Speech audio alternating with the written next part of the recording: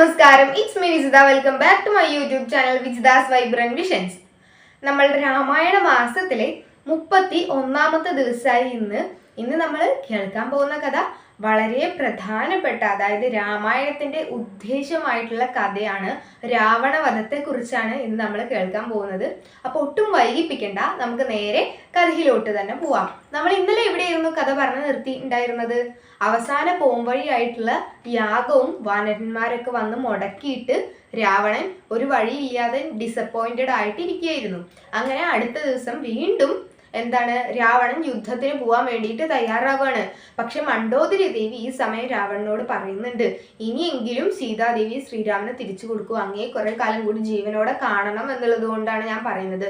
സീതാദേവി തിരിച്ചു കൊടുത്ത് വിഭീഷണനെ ലങ്കയുടെ രാജാവാക്കിയിട്ട് നമ്മൾക്ക് ഏതെങ്കിലും വനത്തിൽ പോയിട്ട് സന്യാസം സ്വീകരിച്ച് ജീവിക്കാം എന്ന് മണ്ഡോദരി ദേവി രാവണനോട് പറയുന്നുണ്ട്. പക്ഷെ ഉണ്ടോ രാവണൻ ഇതൊക്കെ വകവെക്കുന്നു? രാവണൻ തന്റെ അഹങ്കാരത്തിൽ പിന്നെയും ശ്രീരാമനോട് യുദ്ധം ചെയ്യാൻ വേണ്ടിയിട്ട് പോവാണ്. അങ്ങനെ യുദ്ധം ചെയ്യുന്ന സമയത്ത് രാവണൻ വലിയ രഥത്തിലൊക്കെയാണ് വന്ന് യുദ്ധം ചെയ്യുന്നത്. ഒരു പിശാചിന്റെ മുഖം മൂടിയൊക്കെ രഥത്തിന്റെ ഉമ്മർത്തുണ്ട്. 16ഓളം കുതിരകളുണ്ട് ആ രഥത്തില്, സാരഥി ഉണ്ട്, ഒരുപാട് ദിവ്യ ആയുധങ്ങളുണ്ട്. അതേസമയം ശ്രീരാമൻ രാവണനോട് യുദ്ധം ചെയ്യുന്നത് വെറും നിലത്ത് യുദ്ധഭൂമിയിൽ നിന്നുകൊണ്ടാണ്. അപ്പൊ ഇത് യുദ്ധനീതിക്ക് നിരക്കാത്ത കാര്യമായതുകൊണ്ട് ദേവന്മാരെല്ലാവരും കൂടി ചർച്ച ചെയ്ത് ഇന്ദ്രദേവന്റെ രഥം ശ്രീരാമന് വേണ്ടിയിട്ട് ഇവിടേക്ക് പറഞ്ഞയക്കുകയാണ്. അങ്ങനെ ശ്രീരാമൻ ഇന്ദ്രദേവന്റെ രഥത്തിൽ കയറിയിരുന്നു കൊണ്ട് രാവണനോട് യുദ്ധം ചെയ്യാണ്. ആ രഥത്തിന്റെ ഒപ്പം തന്നെ രഥത്തിന്റെ സാരഥിയും ഉണ്ട് കൂടെ. അതുപോലെ തന്നെ ഇന്ദ്രന്റെ ദിവ്യമായിട്ടുള്ള കവചവും ഇന്ദ്രാസ്ത്രവും ഒരുപാട് ആയുധങ്ങളും ആ രഥത്തിലുണ്ട്. അപ്പൊ രണ്ടുപേരും ഈക്വൽ ആയിട്ട് അങ്ങോട്ടും ഇങ്ങോട്ടും ഒരുപാട് യുദ്ധം ചെയ്തു.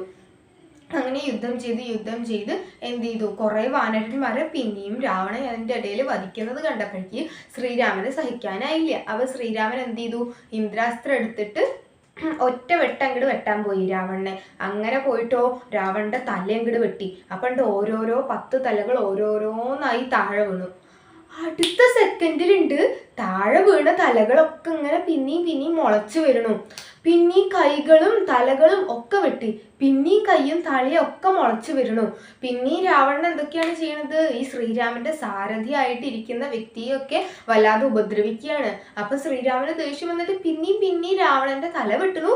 പിന്നെയും മുളച്ച് വരുന്നുണ്ട്. നമ്മൾ ഈ തുളസിയുടെ കതിരൊക്കെ ഒന്ന് മുറിച്ചു കൊടുത്തു കഴിഞ്ഞാൽ അത് രണ്ടായിട്ട് ഇങ്ങനെ മുളച്ചു വരുന്നത് പോലെ രാവണന്റെ തല വെട്ടിയിട്ടും രാവണൻ മരിക്കുന്നില്ല. രാവണന് തല പിന്നെയും മുളച്ചു വരികയാണ്. അപ്പൊ അവിടെ ദൂരെ നിന്ന് വിഭീഷണൻ ഈ കാര്യങ്ങളൊക്കെ കാണുന്നുണ്ടായിരുന്നു. അപ്പോഴാണ് വിഭീഷണന് ഓർമ്മ വന്നത്, പണ്ട് ബ്രഹ്മാവിൽ നിന്ന് രാവണന് ഒരു വരം ലഭിച്ചിട്ടുണ്ട്. രാവണന്റെ വയറ്റിന്റെ ഉള്ളില് ഒരു നിധികുംഭമുണ്ട്. അത് ഒരു അമൃത് എന്ന് പറയുന്ന ഒരു ദിവ്യമായിട്ടുള്ള ഔഷധം ഉള്ള ഒരു കുംഭാണ് ഉള്ളത് രാവണന്റെ ഉദരത്തിലുള്ളത്. അപ്പം അത് രാവണന്റെ ഉദരത്തിലുള്ളിടത്തോളം കാലം രാവണന്റെ കയ്യോ തലയോ കാലോ എന്തു മുറിച്ചാലും അത് വീണ്ടും മുളച്ചു വന്നുകൊണ്ടേയിരിക്കും. അപ്പൊ അങ്ങനെ മരണമില്ലാത്തൊരു വ്യക്തിയായിട്ട് രാവണൻ മാറുകയാണ്. അപ്പൊ ഇപ്പൊ രാവണനെ കൊല്ലണം എന്നുണ്ടെങ്കിൽ ആ വയറ്റിന്റെ ഉള്ളിലുള്ള ആ ഒരു അമൃതമുള്ള ആ ഒരു കുംഭം എന്ത് ചെയ്യണം? ഇല്ലാതെയാക്കണം. അപ്പൊ എന്ത് ചെയ്യണം? രാവണൻ മരിക്കണം എന്നുണ്ടെങ്കിൽ വയറ്റിന്റെ ഉള്ളിലുള്ള ആ കുംഭം ഇല്ലാതെയാക്കാൻ വേണ്ടിയിട്ട് അവിടേക്ക് അസ്ത്രം ചെയ്യണം എന്ന് പറഞ്ഞിട്ട് എന്ത് ചെയ്യാണ്? വിഭീഷണൻ ഇൻഫർമേഷൻ ശ്രീരാമന് പാസ് ചെയ്യാണ്. അപ്പൊ ശ്രീരാമൻ എന്ത് ചെയ്യുന്നുണ്ട്? ഇത് അറിഞ്ഞുകൊണ്ട് ഒരു അസ്ത്രമൊക്കെ എടുത്തിട്ട്, ആഗ്നേയാസ്ത്രമൊക്കെ എടുത്തിട്ട് രാവണന്റെ ഉദരത്തിലേക്ക് അയക്കുന്ന സമയത്തോ അവിടുന്ന് ഒരു പൊട്ടലിന്റെ ശബ്ദമൊക്കെ കേട്ട് രാവണന്റെ 10 തലയൊക്കെ പോയിട്ട് പിന്നെ സാധാരണ ഒരു രാക്ഷസ രൂപത്തിലാവുകയാണ്. അതിലൂടെയും മരിച്ചില്ല. പിന്നെയും അവര് തമ്മിൽ യുദ്ധം ചെയ്യുന്നുണ്ട്, ശ്രീരാമനും രാവണനും കൂടിയിട്ട്. എന്നിട്ടും ഇങ്ങനെ രാവണൻ മരിക്കുന്നത് കാണാനില്ല.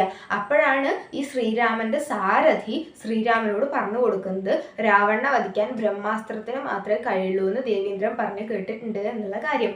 അപ്പൊ എന്ത് ചെയ്യാണ്? ശ്രീരാമൻ ബ്രഹ്മാസ്ത്രക്ക മന്ത്രം ചൊല്ലി ആവാഹിച്ചിട്ട് രാവണനെ നേരെ തൊടുക്കുമ്പോൾ രാവണന്റെ നെഞ്ചി പിളർന്നുകൊണ്ട് ബ്രഹ്മാസ്ത്രം കടന്നു പോവാണ്. അങ്ങനെ രാവണൻ എന്നുള്ള അധർമ്മത്തിന്റെ സൂചകം, നമ്മളുടെ രാമായണത്തിന്റെ വില്ലനായിട്ടുള്ള കഥാപാത്രം രാക്ഷസ രാജാവിന്റെ മരണം അവിടെ സംഭവിക്കുകയാണ്. അതോടെ രാവണ യുദ്ധം നടന്നു കഴിഞ്ഞു. ധർമ്മം വിജയിച്ചു, അധർമ്മം നിലം പതിച്ചു. ദേവന്മാരെല്ലാവരും എന്ത് ചെയ്തു? പുഷ്പവൃഷ്ടി നടത്തി ശ്രീരാമനെ സ്തുതിക്കുകയാണ്. അതേസമയം വിഭീഷണൻ കുറച്ചപ്പുറത്ത് നിൽക്കുന്നുണ്ട്.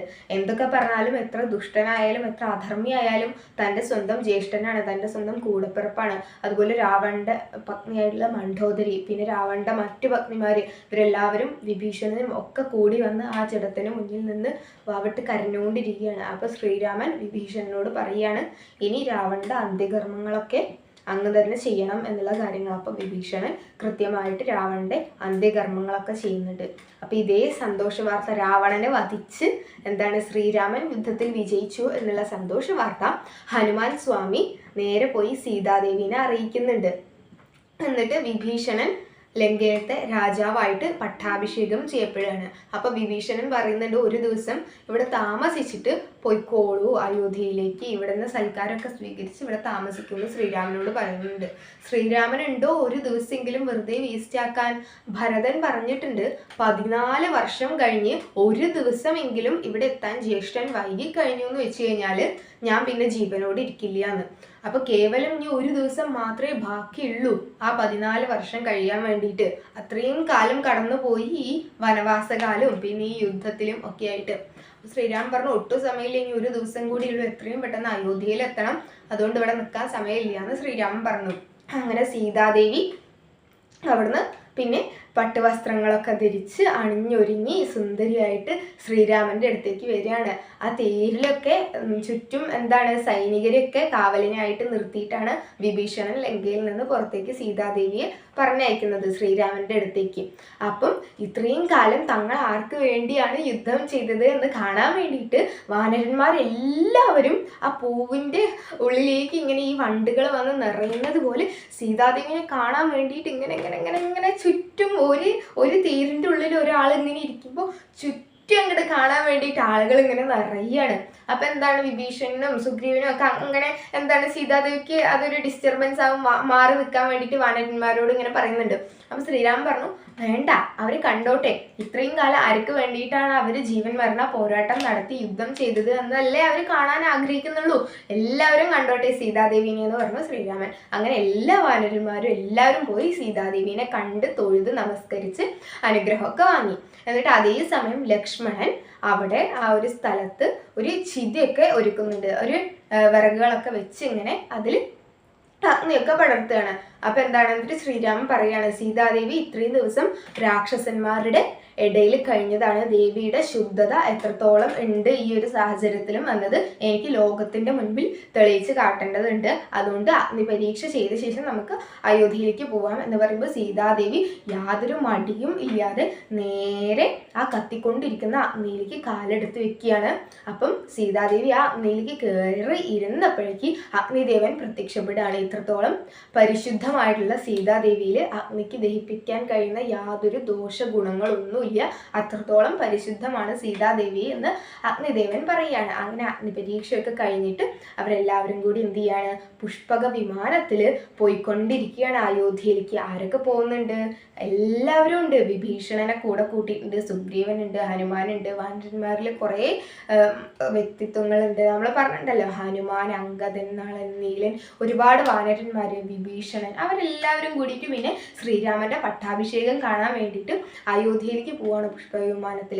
അപ്പൊ ഈ പോയിക്കൊണ്ടിരിക്കുന്ന സമയത്ത് ആകാശത്ത് കൂടെ പോകുമ്പോൾ ശ്രീരാമൻ ഇങ്ങനെ സീതാദേവിക്ക് കാണിച്ചു കൊടുക്കുകയാണ് ഇത്രയും ദിവസം നടന്ന കാര്യങ്ങൾ, ഏതൊക്കെ സ്ഥലത്താണ് നടന്നത്, ഇന്ന അസുരന്മാർ എവിടേക്കാണ് മരിച്ചു വീണത്, പിന്നെ രാമസേതു പണിത കഥ, കിഷ്കിന്ധ എവിടെയാണുള്ളത് എന്നുള്ള കാര്യങ്ങൾ ഇതുവരെ സീതാദേവിയെ അപഹരിച്ച ശേഷം നടന്നിട്ടുള്ള കാര്യങ്ങളൊക്കെ അങ്ങനെ കഥകളൊക്കെ പറയുന്നുണ്ട്.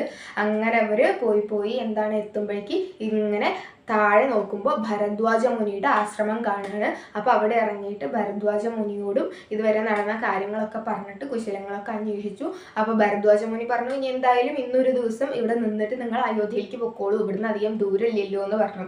അപ്പോൾ എന്ത് ചെയ്തു ശ്രീരാമൻ, എന്നാൽ ശരി ഇന്ന് ഇവിടെ നിൽക്കാം, പക്ഷേ ഒരു ദിവസം പോലും വൈകിക്കഴിഞ്ഞാൽ ജീവത്യാഗം ചെയ്യും എന്നാണ് ഭരതൻ പറഞ്ഞിട്ടുള്ളത്. നാളെയാണ് ആ 14 വർഷം കഴിയുന്ന ദിവസം. അപ്പം ഞാനിവിടെ എത്തിയിട്ടുണ്ട് എന്നുള്ള വിവരം ആരെങ്കിലും ഭരതനെ അറിയിക്കണം എന്ന് പറഞ്ഞു.